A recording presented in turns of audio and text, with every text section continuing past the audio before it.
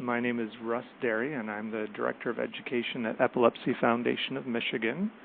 And today's topic for this Learn and Share conference call is the ketogenic diet and other dietary therapies for epilepsy.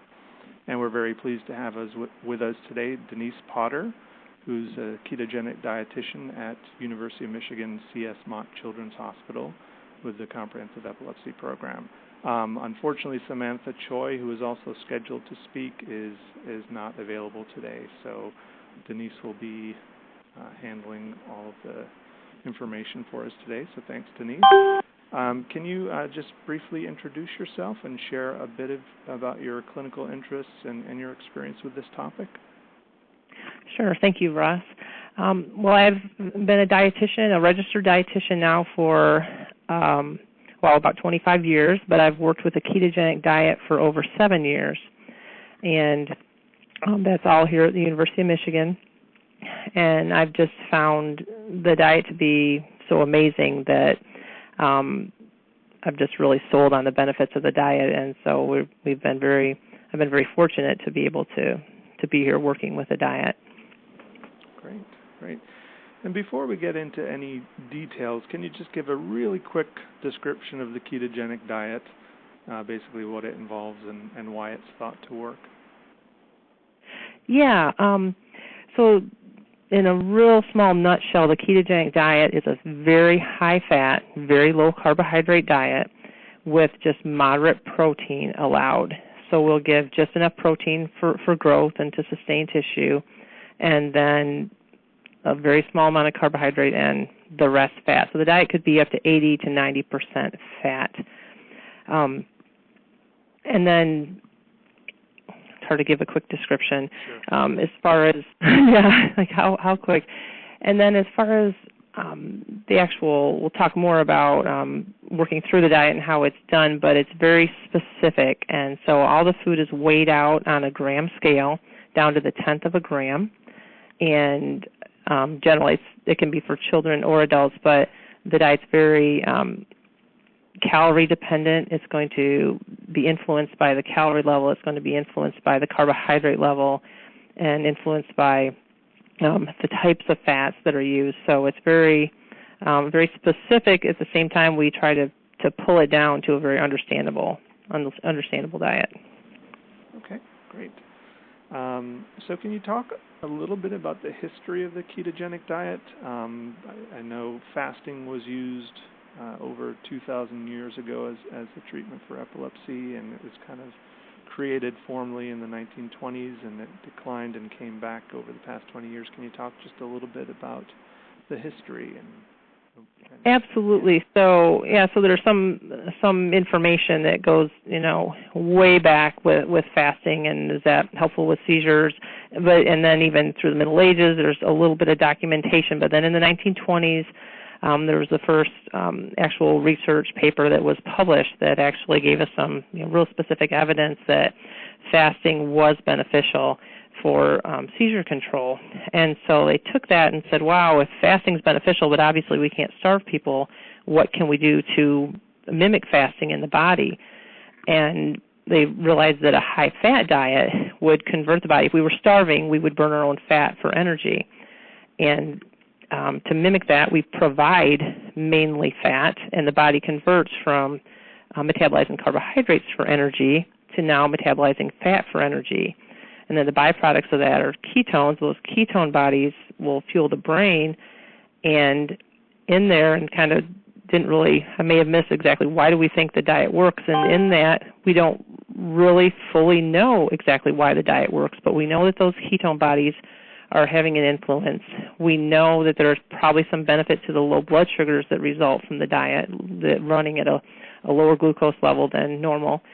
Yeah, they don't have a full understanding of why the diet works. If they really knew why it worked, they'd probably manufacture a pill and we wouldn't need the diet, right?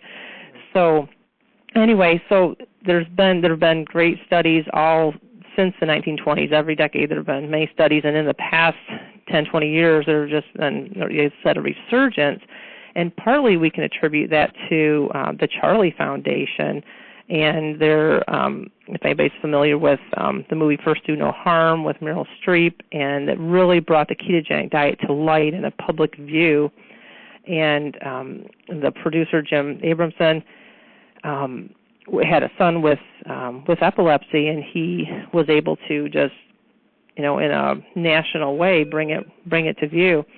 So with that, he formed, again, the Charlie Foundation, named after his son, and from there they have helped I really don't know, countless people administer the diet. They've provided information, training sessions for dietitians. They support a keto calculator program, which I would say 99% of the people using the diet are using. And so they've really, almost single-handedly made a great influence on the diet. Right. And was there a point at which it was considered more of an alternative therapy or complementary therapy, and at what point did it kind of become widely accepted as a mainstream therapy? Well, I'd say it still varies among physicians as far as who, some physicians are very mainstream and say, yeah, this is, and us neurologists, as far as, yeah, this is one of the first things we want to try or fairly soon with epilepsy if they're not having success with medications. But then, so to back step a little bit, in about 70% of patients, the first or second medication tends to control seizures adequately, or with good results. But there's that 20 to 30% of patients that are not going to respond to medications, and those are the patients that we're interested in helping with the diet. Most people don't want to try the diet first line, and we don't necessarily recommend that because it's really difficult to do, and most people would be satisfied if they could take one medication and have their seizures controlled. So with the different rise and introduction of different medications over the years, the diet would decline. It would kind of rise a little bit and be more popular, and then they would introduce a new medication or a couple of new medications, and it would go back a little bit. So that kind of, it's kind of come and gone over the years, largely due to the medications. And in the last few years, we've had several new medications also, and I still feel like we seem to see the same problem, that these meds will work for some people, for a percentage of people, but there are still those that are just refractory. They don't respond to the medications. Right. But in terms of the evidence base for the ketogenic diet, it's similar to other mainstream therapies rather than with complementary therapies. A lot of times the reason they were considered complementary is because there's not a sufficient evidence base yet. Right. So there's absolutely a good body of evidence for the diet. Most of the studies are quite, fairly small because there's just not tremendous amounts of people on the diet. So you don't have studies with thousands of people where you would in heart disease. But yet the studies there are many that are well run, and we can show that there can be about a 60 to 70% improvement in seizures out of people going on the diet, where after they've tried two medications, the likelihood of the next medication working is maybe 5 to 10%. And then, not to give all the numbers, but there's a good percentage of people that will have 90% seizure improvement. There are around about 10% of the kids, generally kids that go on the diet, about 10% may be able to have 100% seizure improvement. And we've seen that also. We don't see that all the time by any means. It's 10% or less. But it's really incredible when you can get a patient seizure-free and off all their medications, and then eventually wean them from the diet, and they go home and they never have seizures again. And that does happen, but that's not what we want to set people up to feel like everybody's going to get. But that's the golden child, and it happens now and then, and we really love it. But most kids are going to have some benefit and seizure improvement, and they have to decide, okay, what level of seizure improvement makes this worth our time? Because it is a lot of time. So, excuse me, generally the line is kind of 50%. If the child is about at least 50% better, it's usually worth staying on the diet. And that's kind of the line, but there's no there's no exact. It really is a decision made between the dietitian, the neurologist, the parents, maybe the child if they're able to have input. Okay. I kind of went on a tangent there. I'm sorry. No, that's fine. We've talked about typically families would consider trying the ketogenic diet if they've failed 2 to 3 medication trials, and maybe perhaps if they've looked into surgery and that's not an option either at that point, or even possibly before looking into surgery, you'd want to at least discuss the ketogenic diet. Are there particular types of epilepsy for which the diet is more or less likely to be successful? There's some evidence that it may be more successful in a couple of types. I hesitate to real strong, but with DUCE syndrome, it's speculated that is probably going to be a real good responder to the diet. Infantile spasms are surely shown. Some centers will use the diet as first-line therapy for infantile spasms. And another syndrome, GLUT1 deficiency, is also the diet is first-line therapy for GLUT1 deficiency, which a part of that issue involves seizures. And it's very effective for those seizures. I mean, virtually the patients that we have that are GLUT1, their seizures do stop. And then they still have other maybe issues with the GLUT1, but yet we're treating that issue with the diet. And then, so the diet is very well received, though, in any cause for the epilepsy. We're not afraid to use the diet, and there's evidence that the diet can be successful for any cause. There's specifically, when you mentioned surgery, when a child has focal seizures, which means the seizures are coming from one specific location, they may be a good surgical candidate. And if that's the case, you can still do the diet, but they're more likely after they've completed the diet to not have sustained benefit from the diet. And so to back up, when patients are on the diet, typically this is real loose though, 2 to 3 years, and they come off the diet, there's evidence that about 50% of those will maintain their seizure benefit after they've stopped the diet. And that's real exciting. So it's, for some people it's curative, but maybe they were 50% better and they were off 1 or 2 meds and they can sustain that and now not have the diet at all. So if their seizures would come back, though, they could always go back on the diet, and that's definitely been done. Okay. So once a family decides to try the diet, what are the first steps in initiating the diet? So the first steps for us is intense education once they decided, and I'll back up. Sometimes we will have families come in almost for a talk exactly like this, where they'll ask a lot of questions and just find out, is this even something I want to consider? Because it is a big process. So to walk in and start your first education, maybe they're not prepared for that. So sometimes they'll come in and have a 1-hour session just for questions and answers.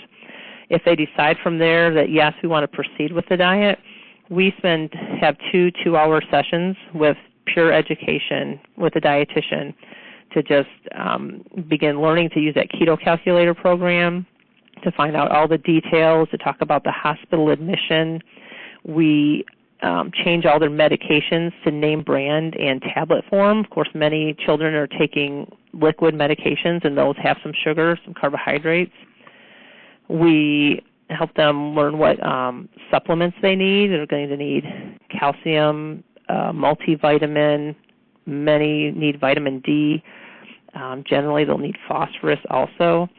And so we're trying to set up, it usually takes a good 4 to 6 weeks for us to get the education prepared, do insurance authorizations, and just get everybody on board. The families have things they have to go out and purchase, and we've really found over the years, occasionally we've tried to, rush somebody through, but, for different reasons. They've wanted to start the diet very quickly, obviously, if seizures are very out of control. And if they really only have a week or 2, the outcomes just aren't as good because they were rushed or stressed and hurried into something that they had no way of knowing how involved it was.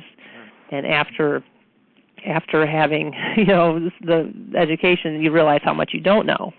And so, so we like to have a little lead time, but there are occasions when we step it up and we go because we need to for the child's benefit.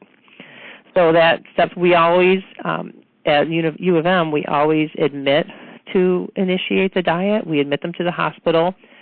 Generally 4 to 5 days. They'll come in on a Monday and be discharged usually Thursday or Friday. But we just, most centers do admit, and we just believe very strongly that it's just not safe to have them initiating the diet as an outpatient over a short, quick period of time like that, because we're really changing their metabolism quickly. So in order to do that, we just prefer that we can monitor their blood sugar, their ketones, their acid levels in their body. So we want to keep everything well known. We don't have tons of side effects that are dangerous, but we want to prevent having those and monitor for those. And I know some centers, or at least last I checked, some centers did fasting as a way of initiating the diet, and others don't. Is that correct? And if so, is there a rationale for one choice or the other? Yeah. So if patients fast before they go on the diet, they'll go into ketosis quicker, and so that seems to be. You might think, oh, that would be beneficial. On the flip side, there is one real nice study that has proven that even though they go into ketosis quicker, the long-term benefits of the diet are not any greater.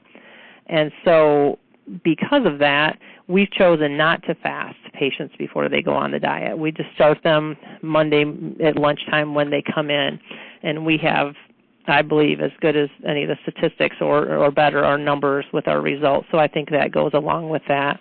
And fasting it's real difficult for a child. It's not great, most people don't like to fast anyway. So, so with children and to have them have to fast, the whole social side of it and the difficulty for the parents and the child, we would rather not put them through that unless it's necessary. So, thankfully, we don't do that. Okay. And then after the initial hospital admission, how often does the family meet with the dietitians and the neurologist, both during the first few months of the diet and then once the diet has become more routine? What is the typical schedule? Right. So our typical, and I'm going to include some phone calls too, because if patients, as soon as they discharge, we're going to call them the very next day. So we're going to call them Friday or call them Monday and make sure everything's going well. We generally talk to them several times the first week or two, but we have a scheduled phone call with the dietitian at 2 weeks. And then we have a 4-week follow-up visit where they will meet with the dietitian and the nurse practitioner or one of the neurologists. And then from there, hopefully things are pretty well settled, and they also would have blood work at that 4-week visit. And then generally every 2 to 3 months, they'll have a visit during the first year. If they're under 18 months old, we want to see them every 2 months to make sure we're adjusting calories adequately because obviously they're growing children. If they're over 18 months old, then we have the appointments be about every 3 months. And after a year, if everything, year to a year and a half, again, if they stay on the diet and everything's going well, sometimes we'll push the visits back to 4 to 6 months between.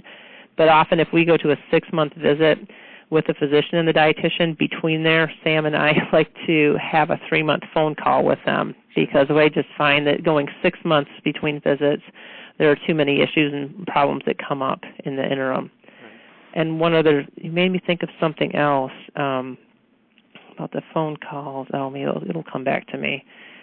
Go ahead. I had another thought, but I lost it. So what are the rules and ratios upon which the success of the diet depends? Okay, so the ketogenic diet is set up on a ratio system, and if people are somewhat familiar with it, you might hear someone say, oh, I'm on a 4-to-1 or a 3-to-1 diet. And so a 4-to-1 would mean 4 grams of fat to every 1 gram of protein and carbohydrate combined. So it's a very, very high proportion of fat. And thankfully this is all done for us on the computer on this keto calculator because you can hand calculate the diet, obviously, but it's much more convenient with the computer, with the ratios. And with this, I can we can break the diet down into even quarter-step increments. So I can have a patient on a 1.5 to 1, a 1.75 to 1, a 2 to 1, and all these different ratios. And not to make it complicated, but we look at their ketone levels, and if they go too high, we can adjust the diet down a little bit. If they're not high enough, again, obviously we take the diet to a higher ratio. And so the ratios are very important, and it's nice. We test blood ketones, and it's really, that is becoming more popular, but some centers still test urine. With the blood, you can get a very specific number for ketones. You can get 5.2, 6.3, and know exactly where they are. So we use those numbers to adjust the ratio to try and get very specific results. A couple things that are very important with the diet is the calorie level. And we'll get into that a little more. I'll mention that when we talk about modified Atkins. I think we will later. But the calories seem to be very important for some children. And it seems like there are just some different things that influence the diet, and they might influence it for one and not for another. And since we don't know who's going to be influenced by calories, we try to keep everyone at the lowest calorie level that is reasonable for them. We don't want them hungry all the time. We don't want them complaining for food. We want them satisfied. At the same time, I've had many patients where we do a small calorie increase, maybe 50 calories, and seizures that were well controlled all of a sudden are not controlled anymore. And then we decrease the calories back, say, by 25, and the seizures are controlled now. So we know that the calories have a tremendous influence on the diet, and that's why we're very calorie Nazis about it. But if a child needs more calories, they're hungry, they're having issues with that, we just continue to increase until we have them satisfied. That's one of the big questions and concerns parents have is, are they going to be hungry? And no, not if we're doing it right. But sometimes it takes some time. And I know that's one thing I want to back up. We trialed the diet. We asked parents to commit to a 3-month trial of the diet because it takes a little bit, one, for the diet to become effective, and it also takes some time for us to adjust the ratios, adjust the calories, work with the parents, get them comfortable, get the child to actually eat all the food and maintain that ketosis. So we really want that 3-month trial period. Now, some kids will have immediate benefits. I've had children walk out of the hospital and their seizures are gone and that's it. But that is the rare child. Many of them, it can take 4, 6, 8, 10 weeks before we get the benefit of the diet. So I think that's what I forgot earlier, is mentioning the 3-month trial, because that's quite important. Yeah. So in terms of the ratios, you can be anything from 1.5 to 1 to 4 to 1. How do you determine what ratio you strive for or you're shooting for? So we'll start them in the hospital at a 2 to 1. And we'll go about 24 hours. We'll give them lunch, dinner, snack, breakfast the next day, but we're checking those ketones right away the next morning.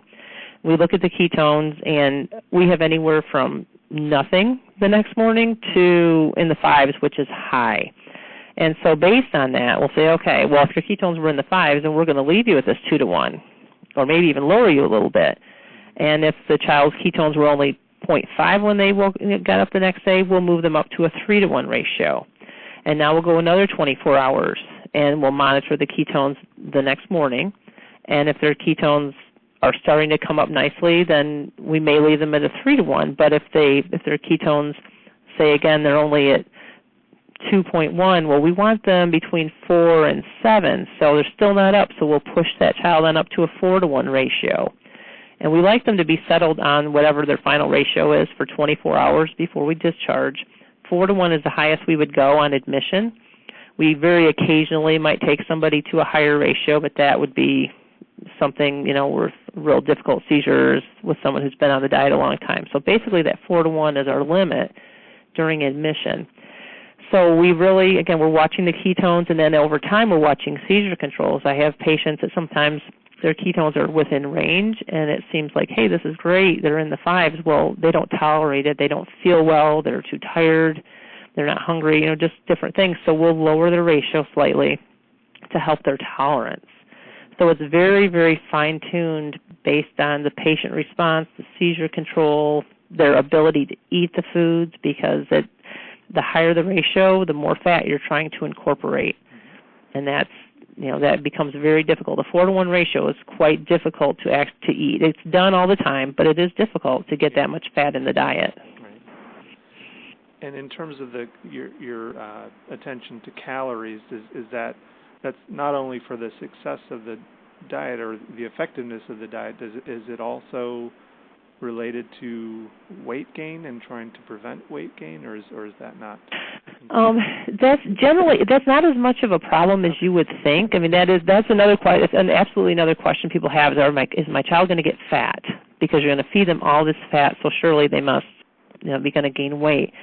But calories are what truly make us gain weight, not so much the components of the calories, which, I mean, you can argue that, and but in general, even though we're providing a lot of fat calories are being burned. So we use an old guideline from taking the RDAs, which is the recommended dietary allowances and we'll take that and say, well, let's give them about 75 to 90% of that, which is an older Beth Zubek-Kania is one of the older recommendations that we have with the diet. I think some people don't even go lower than the RDAs anymore. Many dietitians maybe don't, but we're, again, calorie Nazis about it, and we go lower, and then we just raise it as they need it. But we want them to sustain their growth, and we want these children to stay on their growth curve. So we're really watching that, and that's the other reason for the frequent appointments and why I don't like to go 6 months without an appointment, and we'll get a wait between generally if we do have a long time, because if they start falling off their growth curve at 3 months and they start losing weight or just not gaining weight, then something's wrong. A child should always be gaining weight in the slow, steady fashion. So that's, I mean, I feel like I went off on a tangent again, but yeah, with the calories, we want to make sure that they're growing. We can also there are some studies that show some decreases in height with the ketogenic diet, which is a huge concern to parents, of course. And I will say we've seen that a few times, but not frequently. It's not honestly a very common side effect, but it definitely is a side effect for some patients. Don't know if they have any underlying other issues that maybe made them more susceptible to losing height. Some kids, though, if they're only on the diet for, say, 2 or 3 years, and this can happen with malnutrition, they may catch up and get back to whatever their potential height was. But, again, it can be a problem, but we don't find it to be for most, but we don't want to ignore that either. So I think I know the answer to this based on you saying that things are weighed out to the 10th of a gram, but how much flexibility is there in the diet, and what are the possible consequences if the rules aren't followed exactly? Okay, yeah, so flexibility is very little. We have a free food list that's almost laughable, I would say, because, I mean, if people that are familiar with the diabetic diet, you can pretty much have vegetables, you can have lettuce. There are many things that you can just have as a loose free food. On the ketogenic diet, you can have a macadamia nut, or you can have 25 grams of lettuce, or several olives. And it's one of those all day. There are a few more things on the list, but it's one or the other of those things off the list per day. So flexibility is almost non-existent. The flexibility, though, we have within it is we can create many meals and many different options, and we can include virtually any food on the diet.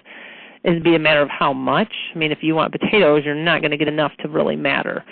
So we don't want to include potatoes. But if there was, we've had occasions where a child on a low ratio, they want McDonald's French fries. Well, we can make a meal with McDonald's French fries. They won't get many, but if they really want it, we can do that. So can you give me maybe a typical menu plan for a day or yeah, but I realize I think I forgot to answer that. What are consequences if they didn't follow the rules? Yeah. Say if someone is well controlled, they do sneak and cheat and take some extra food they shouldn't have had, they could definitely provoke seizures by going off the diet. So that's a problem. Sometimes parents call and they'll say, "Oh my gosh, they ate a pretzel or they snuck a couple of marshmallows." That's happened, and occasionally we've calculated, okay, that was probably about this many carbs.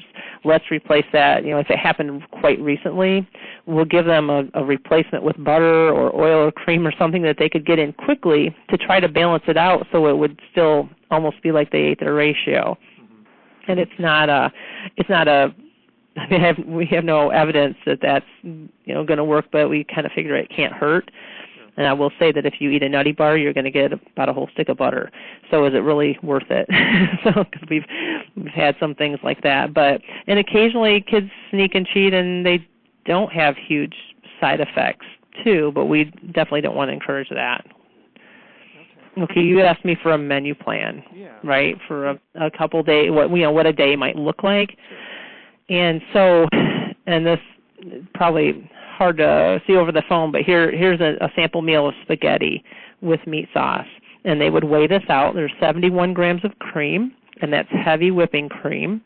And that would be about, 30, 60, 2.5 ounces of cream, just to give you most of us don't work in grams. 9 grams of tomato sauce, that's about 2 teaspoons.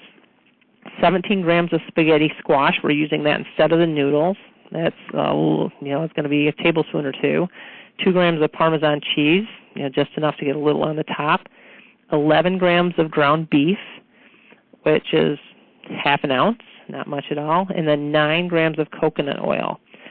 And that would be, again, about 2 teaspoons. So it's a very specific, and you can see that there's quite a lot of cream, and that helps. It gets a lot of fat in a smaller, something that's more palatable. With the cream, they can whip the cream, put a couple drops of stevia in it, and it's yum. It tastes just like ice cream. They can put it in the freezer, tastes like ice cream. The cream can be great. You can put diet root beer in the cream, and it tastes like a root beer float.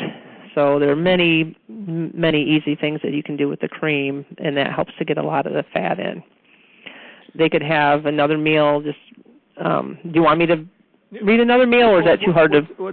So the meal you just described, how big would that look on a plate? Because it looks like very small servings of everything. It would look very small on a plate, and we actually have some pictures that we show parents sometimes to kind of prepare them, because what we found, is that when they come in the hospital and they get the meals and they look and they say, oh my goodness, and they're just almost in shock at the small portions. The portions are small, but the calories are still very similar to what the child was already eating, because the fat is more concentrated than your protein and carbs. So it's on the plate it looks very small. And some meals are easier to mix the fat in than others. And so that's what people find over time is they think, wow, this meal, I can make egg salad, and I'd be happy to have a lot of mayonnaise in my egg salad. It's great.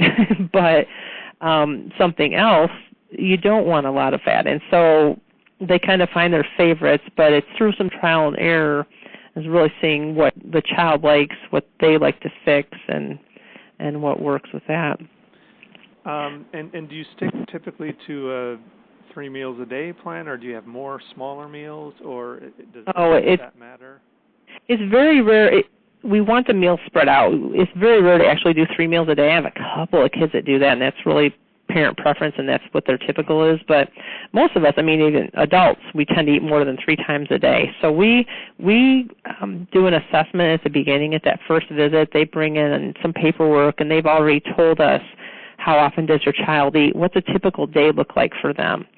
And Sam and I are going to take that information. We're going to calculate an estimate of how many calories they eat also along with that RDA as we decide how many calories, because if our numbers using the RDA might be one thing, but the child might eat twice as much as that, so we're going to go with their diet history also.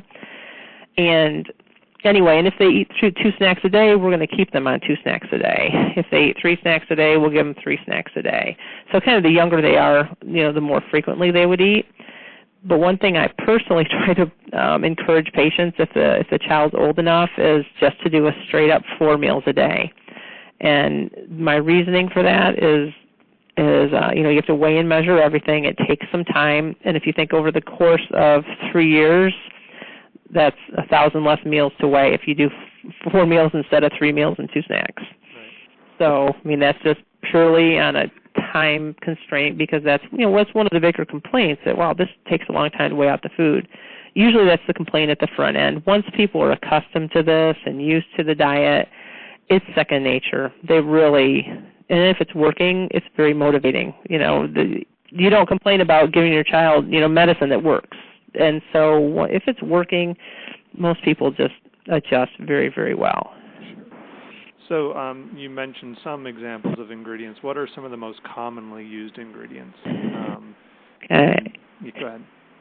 Okay. So to get the fat in, which is a big thing we're usually thinking about, one of the most common things, we're using butter, we're using the heavy whipping cream. Mayonnaise is a great way to get the fat in, and that's mayonnaise, not Miracle Whip. And then ranch dressing can be used, sour cream, cream cheese. Those you use at a little smaller amounts because everything's calculated down to the intricate details, and so some things have a little bit of carb. Ranch dressing has a very small amount of carb. Some things have a small amount of protein, even though they're fat sources.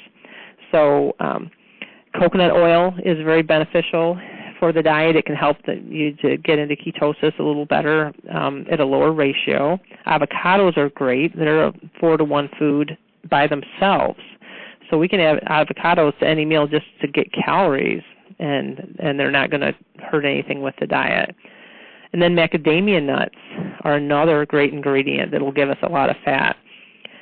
And of course, they can have protein. They can have beef, chicken, fish, venison. You name pork. You name your protein source. They can have that. They can have most types of vegetables, the starchy vegetables, the corn and peas and potatoes we tend to stay away from. But they can have any type. They can have any type of fruit, but it just comes down to the quantity. What can they have? And then if they want breads, there are a few special bakeries where there are some low-carb breads. I think people who aren't on a restrictive diet aren't terribly fond of them, but some of the kids who are on this restriction, they do like those breads. So, it's kind of when you can't have something, a substitute tends to start tasting better as time goes on. Another ingredient that we've recently been starting to use is a product called Liquigen, and the benefit of coconut oil is the MCTs, medium chain triglycerides. Well, Liquigen is pure MCT oil, and it's creamy, it's emulsified, and so they can just mix that Liquigen with some Diet Pop and drink it. It makes a nice drink, and they can get just pure fat in without a lot of effort and with some good flavor. And so that's really, we've been pushing up the use of that product lately because it's been real helpful for kids to get the fat. And there's, a lot of specialty ingredients that, specialty products that parents can get into purchasing. It can get more expensive the more specialty products you try to buy, but it doesn't have to be. I'm kind of going a little slower, but I'll just go on into that because there are some ingredients that say there are sugar-free syrups that you won't be able to find in the grocery store, but you can order them over the internet and they're not too expensive. You'll see a lot of sugar-free syrups in the store, but we can't use any of those.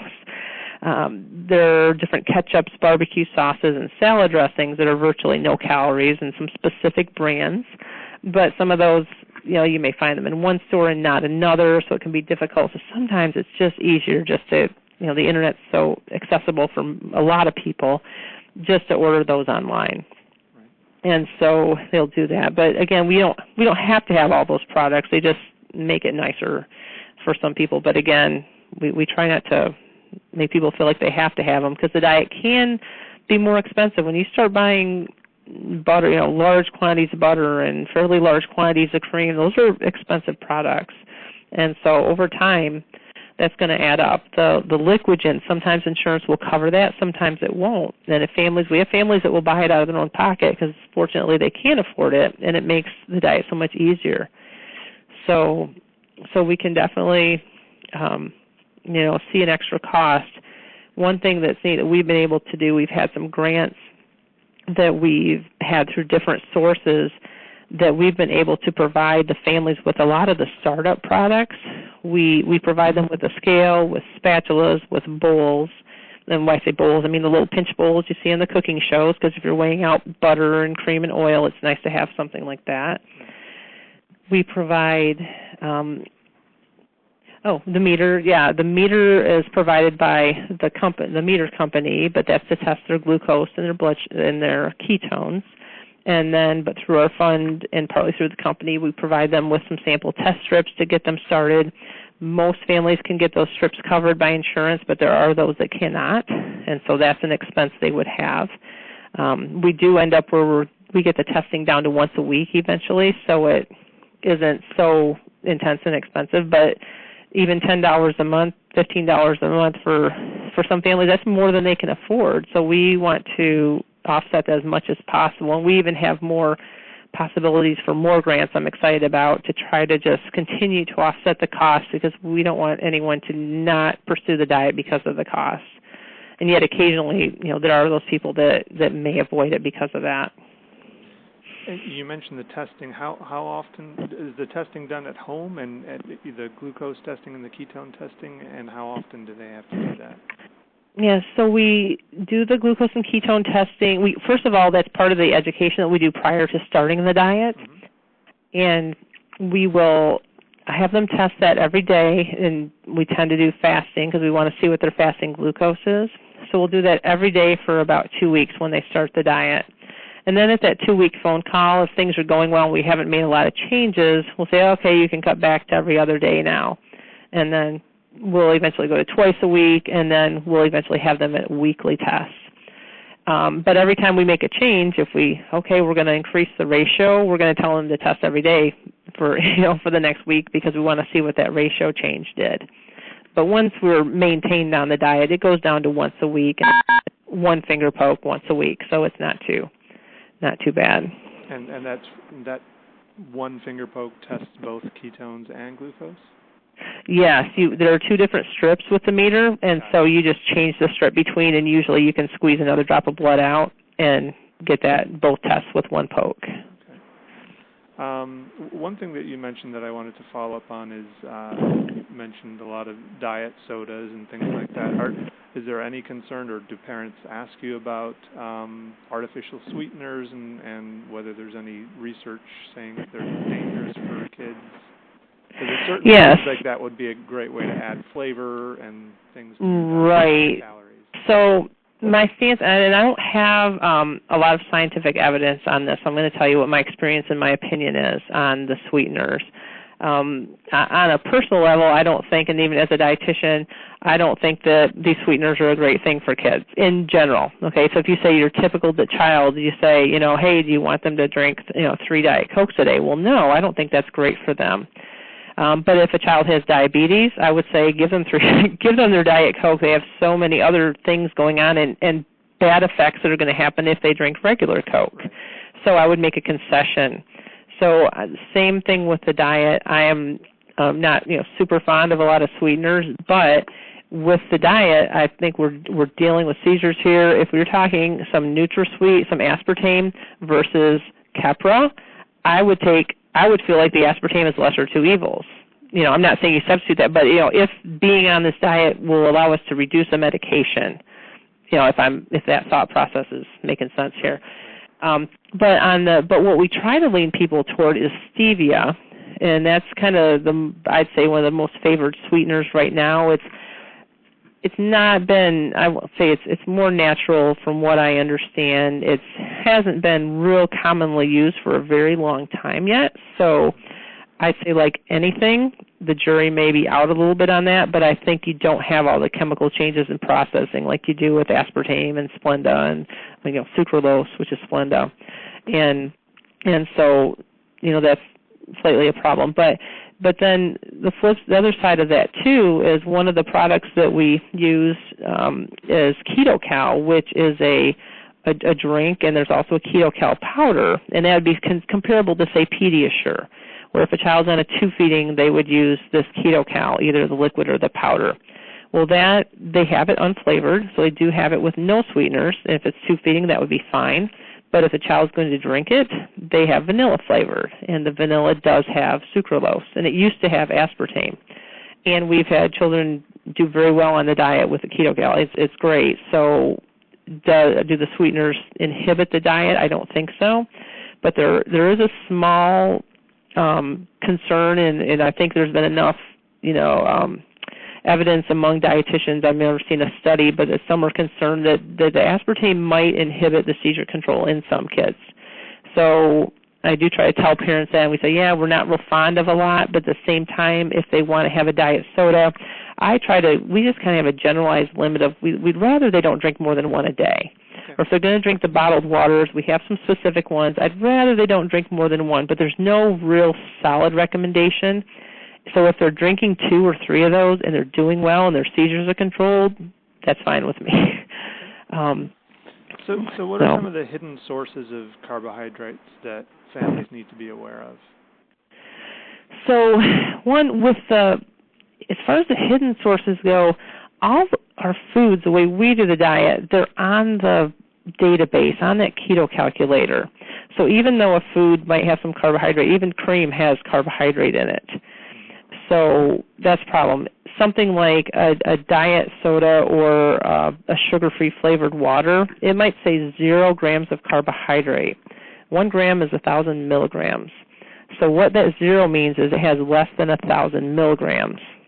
So here's where they're hidden, is because that could mean it has 900 milligrams, almost a gram of carb in that product. Oh, I didn't realize they don't round up. I figured it was anything over right, 500 milligrams would right, no, it can mean, right. And sometimes I see it say less than 0, and sometimes it'll say 0. So sometimes I wonder if the less than 0 means, but I don't think there's any labeling law on that. So we do teach parents to realize that, okay, if it says 0, 0 doesn't really mean 0.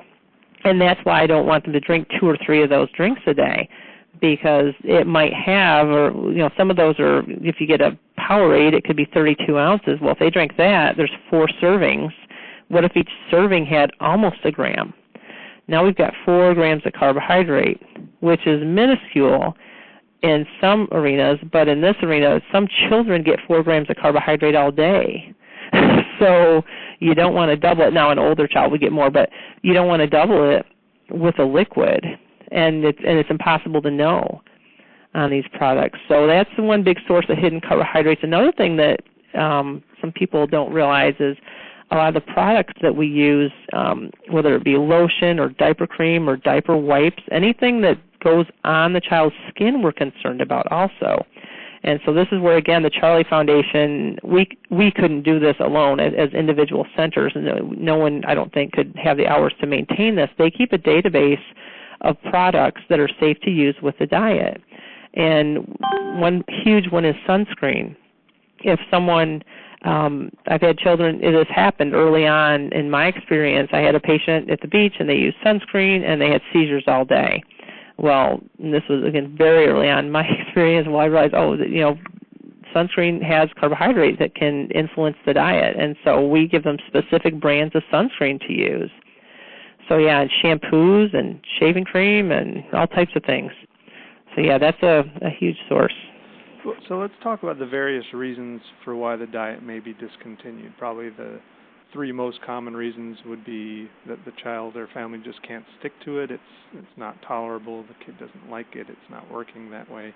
Or maybe there are some dangerous or intolerable side effects or complications that occur.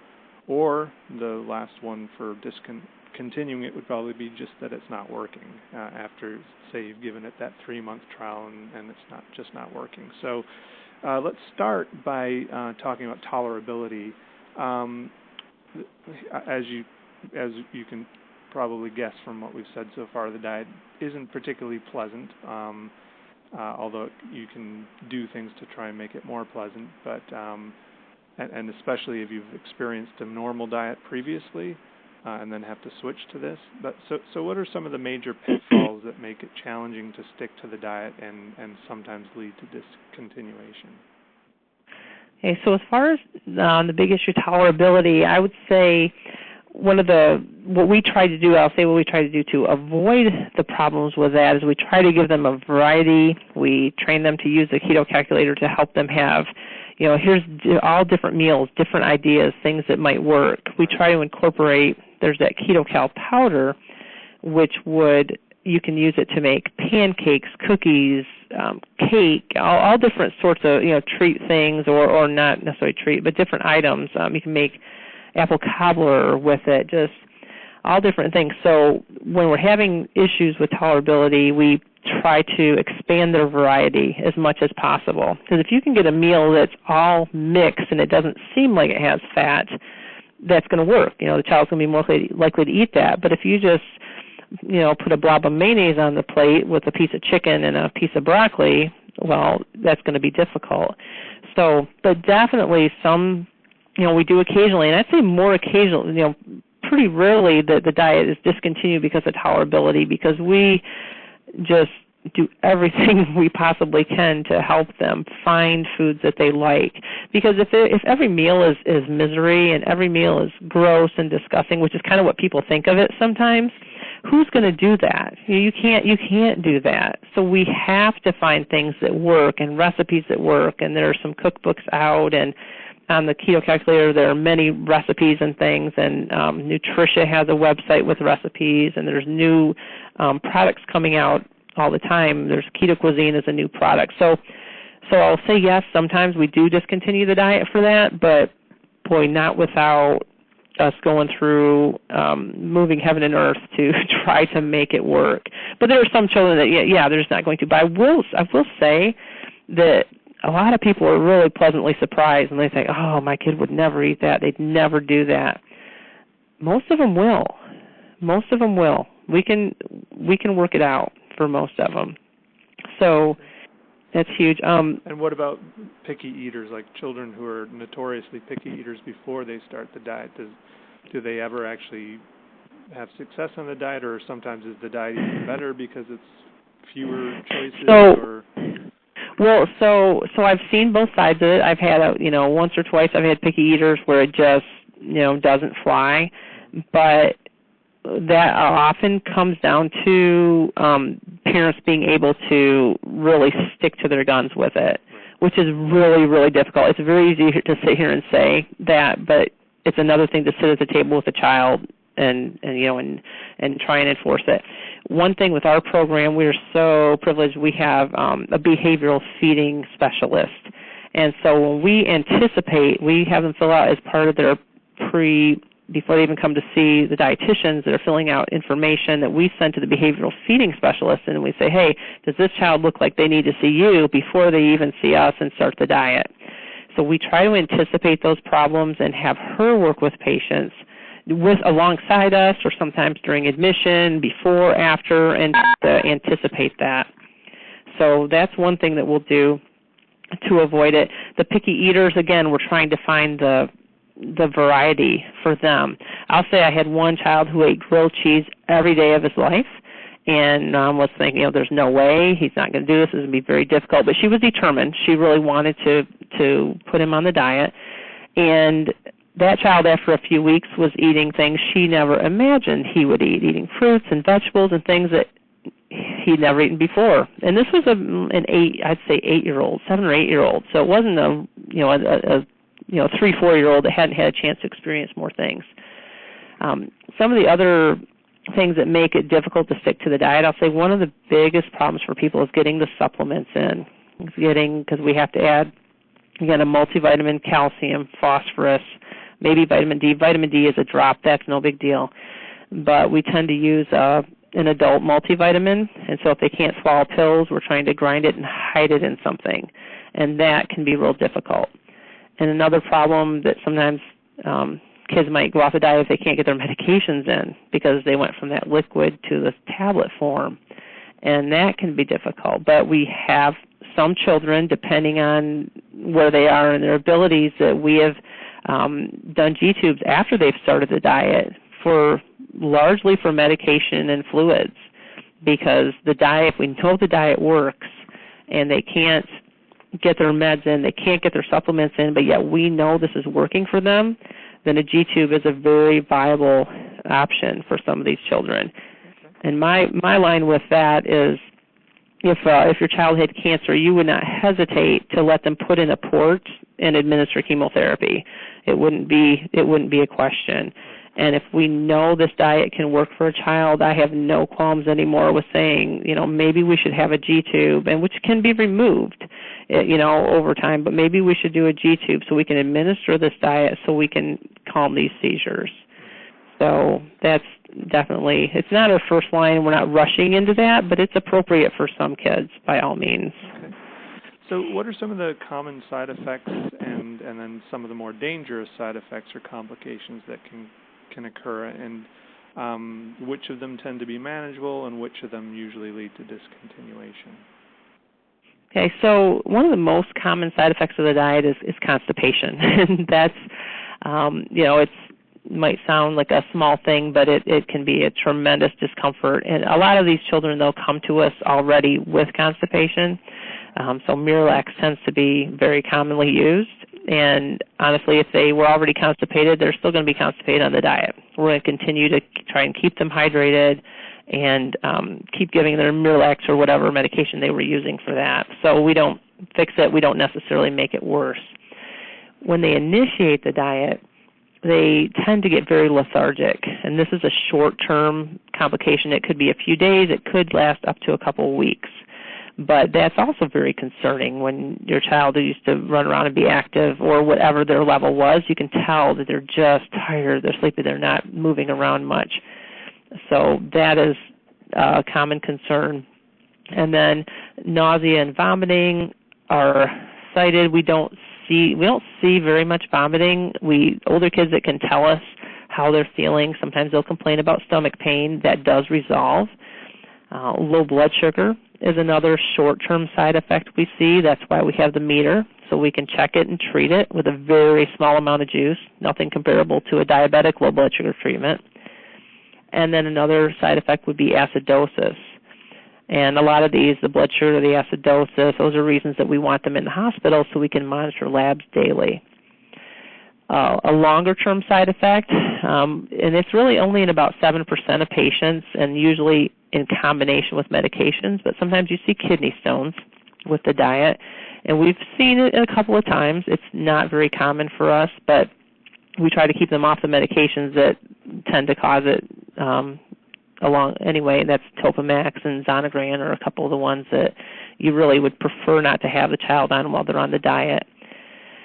Cholesterol is always a big issue and question that people have. Over time, we see some children have an elevated cholesterol or triglyceride number, and what we try to just treat that. You won't see very many centers taking children off the diet for elevated cholesterol. What we do is, again, we work with it. At that point, we might say, wow, can we use more monounsaturated fats? Let's cut back the butter. Let's make adjustments. We have other treatments that we'll use to try to, more natural treatments, we don't put them on a cholesterol med as such, but we do some things to try and bring it down. Because if the diet's working for seizures, we feel like a temporary diet versus the long-term side effect of high cholesterol, generally the diet is much more of a preference to the cholesterol. Okay. I think as far as, another thing, so wait, stop the diet, let me go on. Sometimes I've had patients that have a combination of just everything, that once in a great while, but sometimes this also comes down to family situation and dynamics. We really pre-screen. We don't want anybody starting this diet unless you have to be fairly stable. Things, going along, life's never perfect, but if you're in a chaotic time in your life or someone's going through a divorce or, grieving or something, if you've just had a big life change, it's not the time to jump into this diet. And if there's something like that going on, then they're more likely to fail and just say, I just can't do this anymore. Or if a child in the hospital has constipation, acidosis, nausea, vomiting, lethargy, low blood sugar, and high ketones, all of the things, all the bad things happen. If we give us a week or two, we can get them through it. But when all that happens and you were stressed before you came, then sometimes that's just too much for people. Yeah. And so sometimes that's where the diet will fail. I think really, really being mentally prepared and just, physically and emotionally able to do this, having some family support, that's really key. Family or friend support. People need some support and backup with this because it can be draining. Just at first, once they get going, they cruise and they're okay. But that initial I'd say first month on the diet is difficult, and once they get going, they really, people will say it's just a way of life now. It's just what we do, and they're okay. Okay.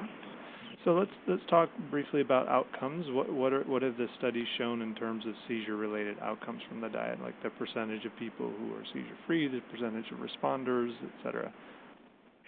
Right. So we're going to see, and I apologize, I don't have all the exact numbers in front of me for that as far as the percentages, but some general loose percentages. Yeah, rough percentages. I mean, 60% of kids, 60 to 70% are going to have some benefit from the diet. And then out of that, you're going to have half of those, around about half of those, and I'm apologizing a little bit for memory here, are going to have, some of those are going to have 90% improvement, and some of those are going to have 75% improvement. So when we see benefit enough to stay on the diet, that's greater than 50% seizure, reduction. And so when we say 60 to 70%, respond to the diet, that's what we're kind of saying. Yeah, we expect that we've gotten rid of half their seizures. And we tend very often to see maybe they have half the seizures, but what if those seizures used to be 2 minutes long and now they're 10 seconds long? Right. So that's not even comparable. That is a 90% improvement, right, because there are fewer of them and they're much, much shorter, and often they're much less intense.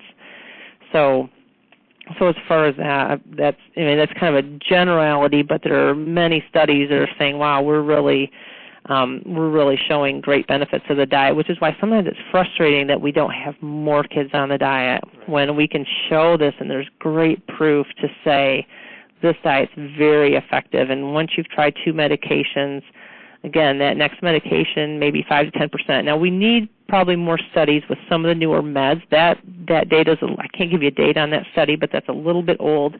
Maybe 5 to 10 years old as far as that 5 to 10%. So maybe with Onfi and a couple of the newer meds, maybe that will change slightly. But from my experience, I don't expect it to change greatly. Right. What about other outcomes? Have there been any studies to show changes in mood or cognitive function or physical symptoms or quality of life as a result of the diet, looking beyond just seizures? Yeah. And I've read, I have read some, and again, some of this is studies and some personal experience. I apologize, I don't have more of that in front of me, but what I'm going to tell you is more experiential. I've seen many, many patients with improved mood, with definitely improved quality of life, brightened affect. They interact better with their family. I've had several parents exactly say this to me, I got my kid back. And part of the benefit of this is perhaps they were on 3 or 4 medications when they started the diet, and as the diet's improving and they're doing better, we wean down 1 or 2 medications. So now you have a child who used to be on 3 meds who's on 1 med. And that's probably, a lot of it, besides the benefit of the diet, is the benefit of the decreased medications. And so we definitely see that. And once they're not having so many seizures, their cognitive abilities improve, yes, they're able to learn more and develop and grow because their brain's not busy seizing. So we see that, and I know there are some studies that are showing us this. I don't have anything in front of me to cite from.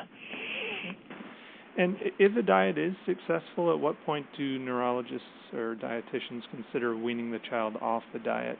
And then once that's done, what's the likelihood of seizures returning after you do this? So a real loose guideline is 2 to 3 years on the diet that we would start weaning off. However, that's very loose because sometimes parents just say, hey, they're doing great. I really don't want to do anything different. They're scared to death of the seizures coming back, so sometimes we just leave them alone. We don't feel like it's going to harm them to stay on the diet longer, so we may leave them on. When we do start to wean them off, if they've been on it for several years, we will wean them slowly, maybe 4 weeks at each increment, and wean them off over a 4 to 6 month time period. That way, if the seizures start coming back, then we can leave them. Say they were on a 3-to-1 ratio, and we've weaned them down to a 2-to-1 ratio, and they've been fine, but at the next lower level, they start having seizures. Well, we can just put them back to that 2-to-1 and now maybe they can sustain for another period of time on a 2-to-1 diet.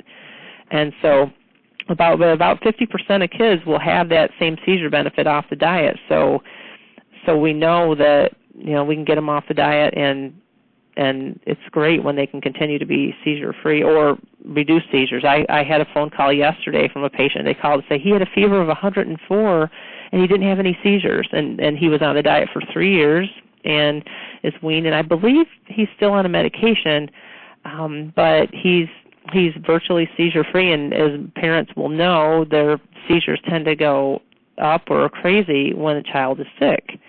And so to have a high fever like that and no seizures, she was ecstatic. Right. Do most kids stay on at least a low dose of medication after? I would say after weaning, if they were on that, if they were on that while they were on the diet, if they were on that med, then yes, they tend to. You said, they wouldn't say, okay, you're off diet now, and we'll try going off your med. I know there's some meds that they try for a certain period of time, and then they'll wean those also.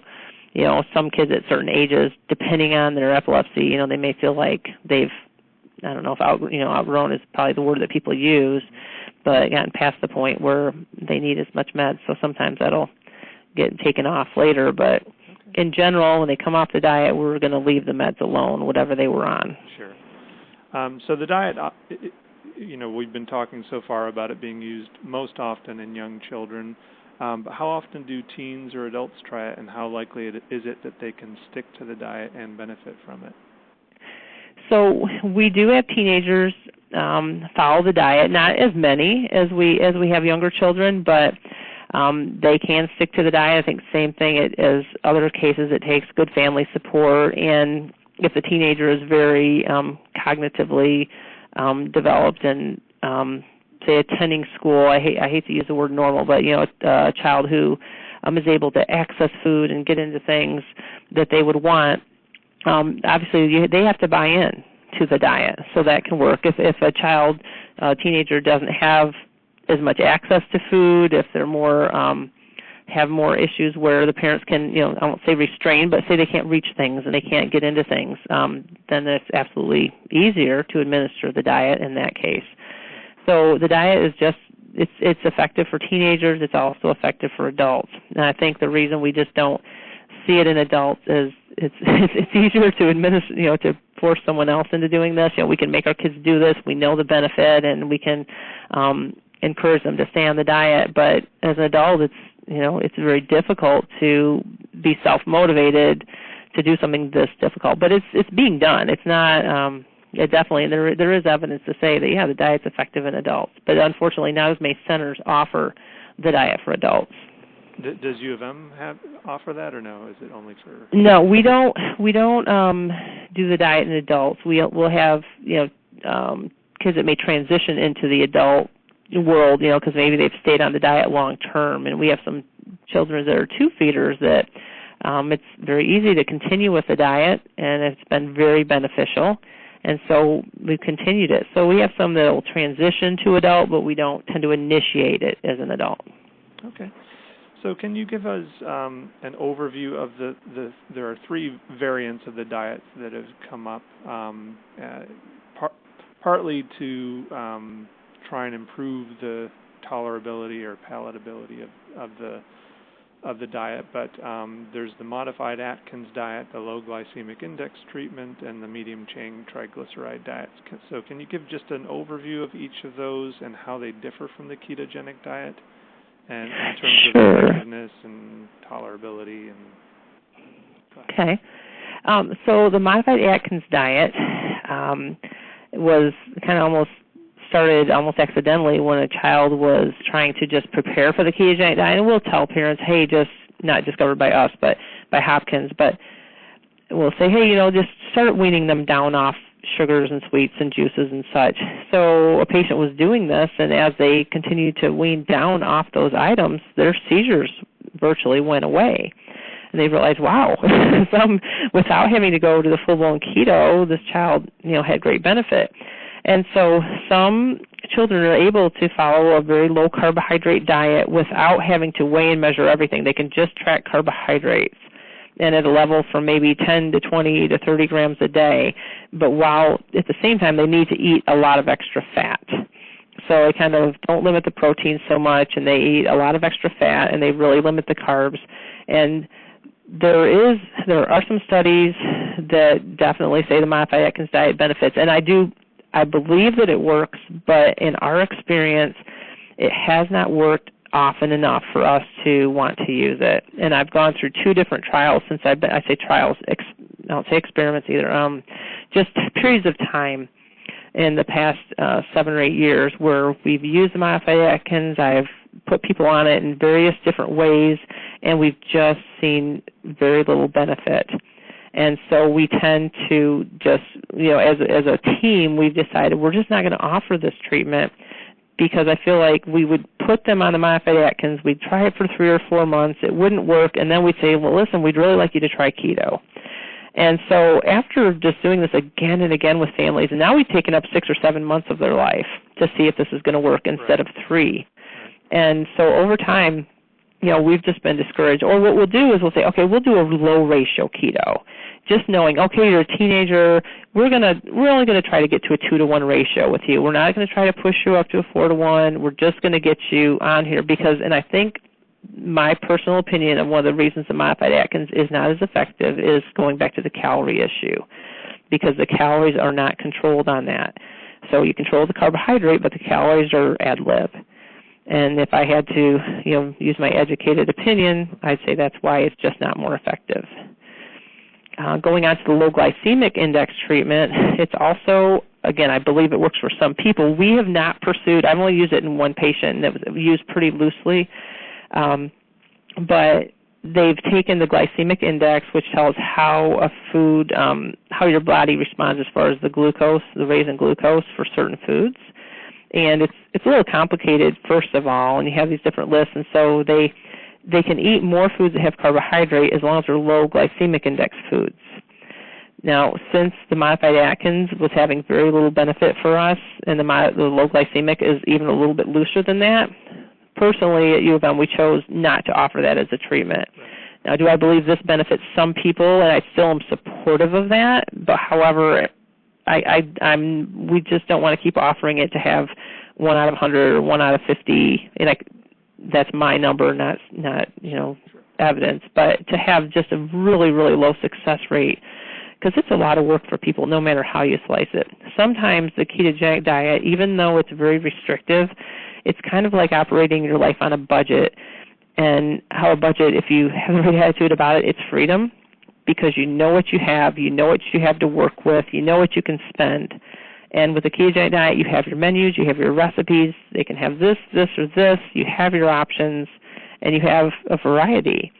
And it's freedom within the budget.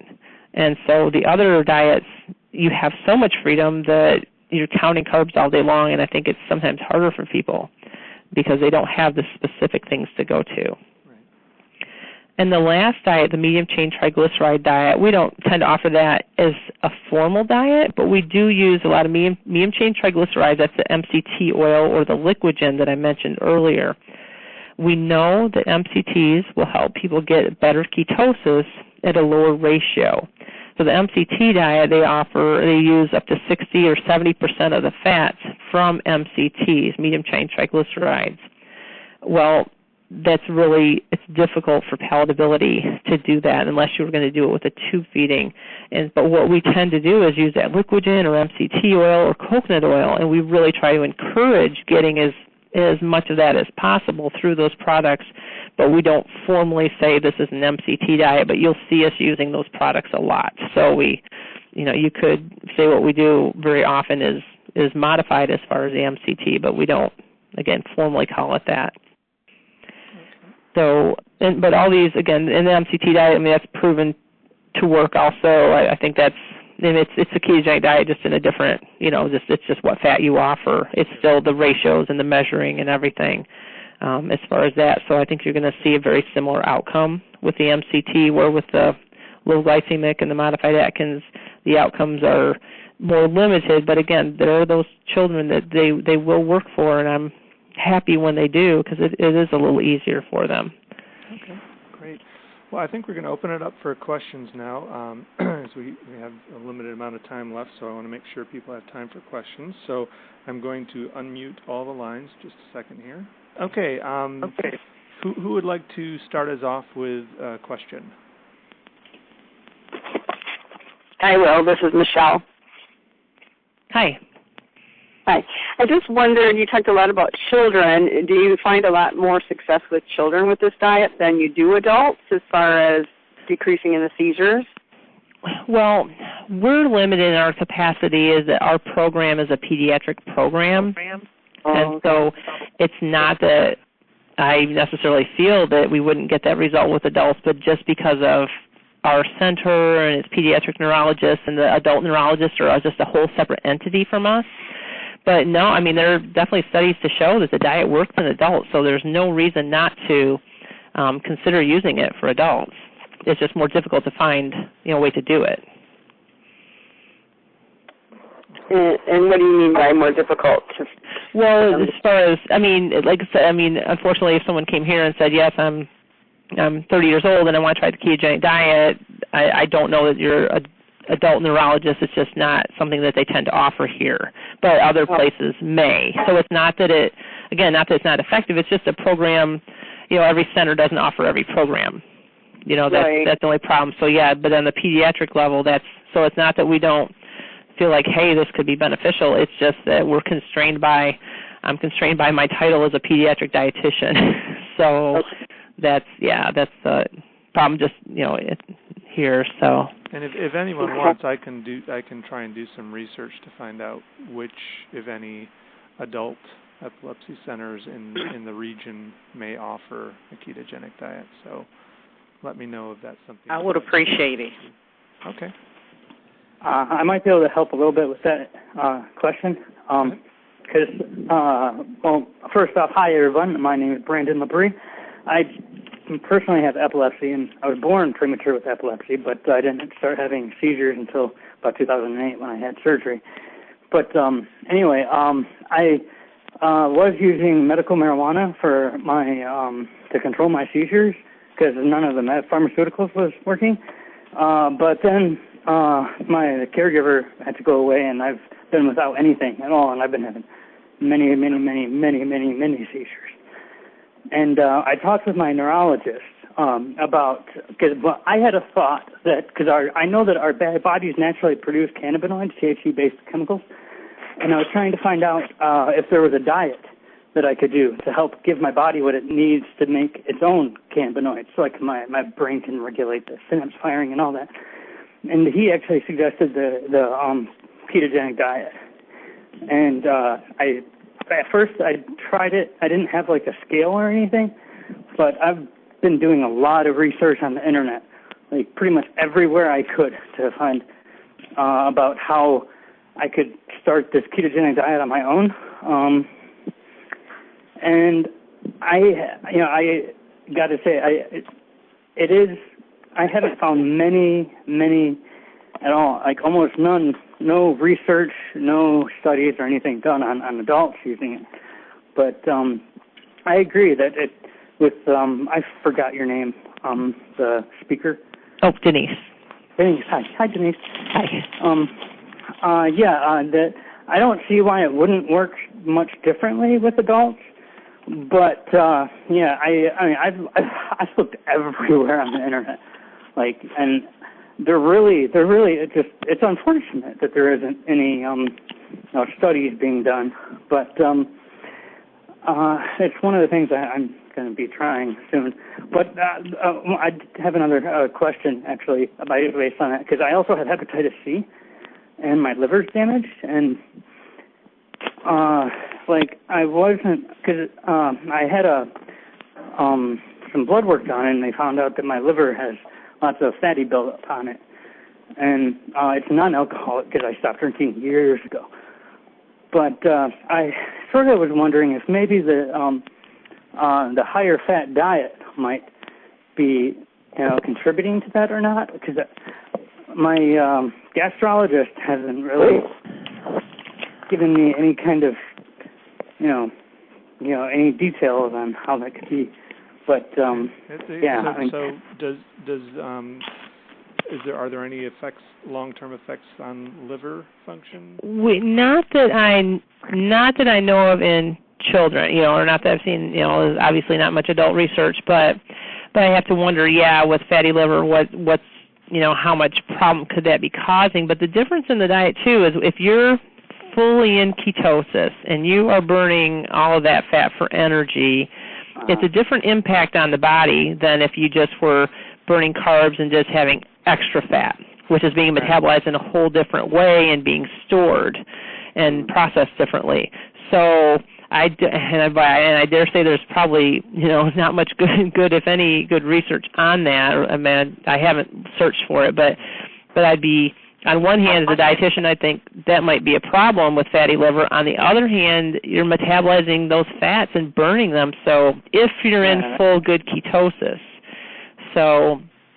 and I can talk to Russ later about some ideas, for adults too, that options that people might have too. But yeah, 'cause I got to say, when I tried the ketogenic diet for a while there, it was I don't think I was like fully in ketosis, because for one thing I don't have a scale, and like what I can do is I can do some research for everyone on the call if you'd like, and or at least for all the adults, and I can see what I can find about epilepsy centers within the region that may provide this for adults. And I think that's the key thing, because if you try and do it on your own, it's a little too complicated, and there may be risks with trying to do it on your own without adequate medical supervision. Yeah, I agree. You really want medical support. Yeah. So other because if you're truly in ketosis, you should be monitored. If you really are achieving ketosis, or there's blood work that should be done periodically to keep check on that. And I'd say with your liver too, you'd want to make sure the doctor is monitoring that. So yeah. I want to make sure other people have a chance for questions. Does anyone else have a question? I'm done. Okay. Sorry. No, it's fine. I don't have any question, but I appreciate being a part of. I learned a lot. Okay, great. Oh, thank you. Other questions? I have a question. My name is Lisa. Do you have any fluid restrictions on ketogenic diets? Any fluid restrictions? Mm-hmm. No, we don't restrict fluid. And if you go back a few years, some centers used to do fluid restrictions, and now most do not now. And we have, there can be a problem with dehydration. And honestly, most of these children, we're trying to get them to drink enough and stay adequately hydrated, and we want to reduce kidney stones and reduce that risk, so we don't restrict fluid. There's a very small chance if someone was not having good seizure control and they were drinking excessive fluids that we might tell them to cut down, but in general, no, there's no restriction. So how do you calculate fluid needs? We do it based on their kilos. We do, based on we have I forget the name of the formula that we use, but we use 100 mLs per every kilo up to 10, or up to, up to 10, up to 10, and then we use 50 mLs for every kilo up to 20 from there, and, we just have a formula that we use. Okay. And that's a pretty common, that's what all the dietitians use in the hospital to calculate fluid needs. Okay, thank you. Mm-hmm. Other questions? Yes, my name's Sarah, and as far as initiating the diet in the hospital, how much dealing do you have with case management, insurance questions, and how to deal with that side of things as far as getting, like you said, the Liquigen may be covered or may not by insurance? How much of that is included in your job as a dietitian? Okay, so I'm all laughing because my epilepsy program coordinator is sitting next to me here. She's not online with the call, or where she can speak. But Ashley, that we work with, is key. And before people come in, she sets the ball in motion with pre-authorizations, with the insurance, with sometimes wrestling with them about coverage. We find here, if children have Children's Special Health Services coverage, we can get almost everything covered. We have some issues with that now because there have been some changes in the laws recently, but in general, if we have that coverage, we do great. We have some case managers that we work with, definitely with the insurance companies. Our discharge planner helps us with doing the ordering of the formulas before they go, if they need formula when they're here, for discharge. And so I'm definitely involved in that. In the middle of that, at the same time, Ashley takes the ball and runs with that and saves us where, and I hate to brag, but a lot of dietitians don't have that privilege of having someone to help them out that much with that side of it, and it's such a great advantage to our patients that we have someone who can devote the time to some of those things that are just, you probably know, purely headaches to try and get some things approved. The strips approved for the meters and the formulas approved, and it just, the insurance companies some of them are great to deal with and some are just difficult, and that's just the world we live in. Thanks. Okay. Other questions? I have a question about calories. So when you start at a particular ratio, do you start at full calories that you calculated, or do you adjust it and increase it? We start at full calories, and I know some people will start at 1/3 calories and then go up to 2/3 and increase it that way. But we've always just started at full calories at that ratio, and we found that it works really well. But I know there are other programs that, they start out a little bit lower calories. Okay, thank you. Mm-hmm. Okay. Well, I have one other question I wanted to mention that we didn't quite get to is I've heard several families or parents primarily mention going on other diets that aren't specifically designed for epilepsy in the hopes that they'll help, things like the gluten-free diet. I've heard of something called the GAPS diet or the paleo diet. Other than the specific cases where the person has seizures due to complications from celiac disease, in which case a gluten-free diet would be recommended, is there any rationale for trying any of these diets? Are there any popular diets out there that can actually be dangerous for people with epilepsy?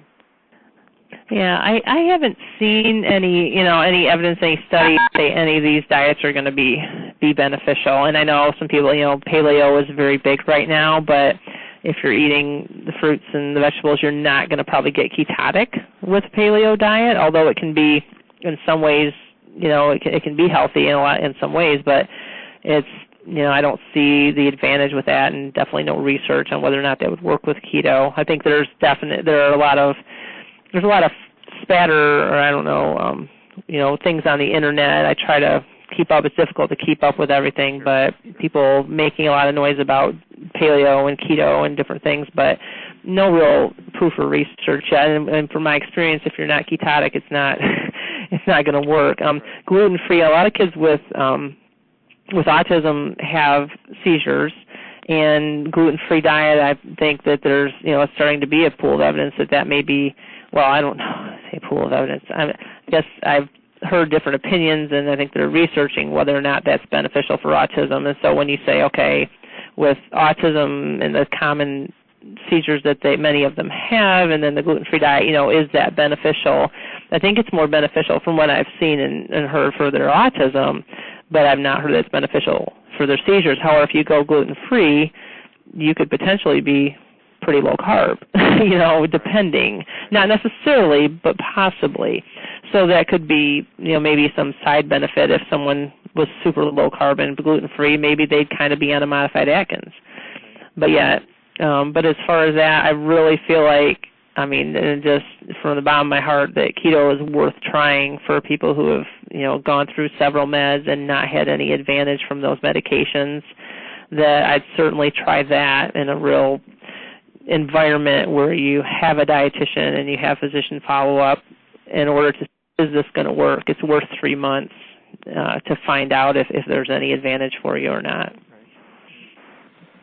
Okay, well, I want to thank you so much for your time, and we questions. very. Oh, sorry, you have one more question? Yeah. Is there any proof this works with Lennox-Gastaut syndrome, and does the Children's Hospital in Detroit have as much support for starting the diet? So, yes, you can use a diet for Lennox-Gastaut, definitely. And, Detroit Children's has a great program for ketogenic diet. So I don't know if you're seeing a neurologist there, I know they start, people on the diet all the time. Okay, And my daughter was on it 40 years ago twice, and the MCT oil diet, and I had to teach the dietitians what to do because they kept sending up wrong menus. But you've got a lot more things now, calculators and all kinds. Well, right, and 40 years ago, so you're going you're going way ahead of when it was popular, so. I mean, when I was in school and I've said I've been a dietitian 25 years, ketogenic diet was one line in the diet manual, and it said a high-fat diet for seizures, and that's all it was. That's what the dietitians, so go, 20 years ahead of that, what were they trained in? So you must have had a really a good neurologist that said, hey, we're going to do this, and in spite of the, maybe they didn't have a dedicated dietitian then, but they definitely have a dedicated dietitian now. And so, so they definitely have a full program. They have they have a bigger program than we do, as far as with number of patients. Yeah, they have quite a few patients on the diet. Yeah, absolutely. Yeah, you've got a lot more things, a lot more products, and internet to research the products and all kinds of things. Absolutely, yeah, absolutely. There is, an advantage now. So yeah, she's still suffering with seizures? Yes. Yes. She still is. Well, it does certainly sound like there's a need out there for some options for adults, and other than absolutely. The modified Atkins diet and the other options, but some options for the actual ketogenic diet for adults, and it seems like that's working. So I will look into that and let everyone know what I can find. So, all right. Well, thanks everyone for joining us, and thank you so much, Denise, for your time. And I think we got a really comprehensive view of the diet and what to expect, and hopefully, people who are considering it would give it a try if it might be beneficial to them. Well, that's great. Well, thanks for having me. All right. Thanks, everyone.